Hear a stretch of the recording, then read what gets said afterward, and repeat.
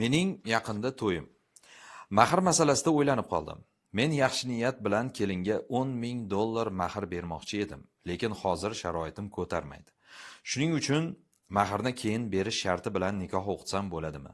Lekin mahrni o'zida baraka bor deyilgan. Shuning uchun qanday mahr berganim yaxshi, oz miqdorini yoki keyinchalik berish sharti bilan $10,000nimi? Bismillahirrohmanirrohim. Inson har bir ishga kirishdan oldin o'zini holatini albatta inobatga olishligi kerak. Mana bu joyda bu kishi himmat qilib shu katta miqdordagi pulni mahrga bersam deyaptilar. Mayli, himmat qilibdilar.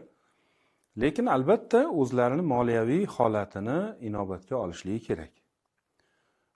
O'zlari qodir bo'lmagan narsaniga o'zlari haligi kirishib olib, o'zlarini qiynashligi shart emas.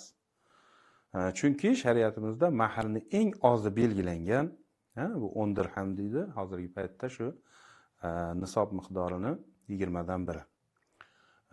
Endi qolaversa mahr ikki xil, ya'ni naqd va nasiyaga bo'linadi. Ma'lum bir qismini o'sha nikohdan keyin berilsa, qolgan qismini o'sha hayoti davomida imkon topgan paytda berishi ham mumkin. Lekin mahr vojib bo'lganligi uchun belgilansa agar o'sha belgilangan miqdorni berishligi kerak bo'ladi. Shuning uchun bu ukamizga, yigitga tavsiyamiz, avvalo o'zingizni holatingizni albatta inobatga oling. Qodir bo'lgan ishga kirishing va belgilangandan keyin mabodo hammasini o'sha payt berish imkoniyatingiz bo'lmasa, ma'lum bir qismini hozir, qolganini keyin berishligingiz ham mumkin bo'ladi. Allohu a'lam.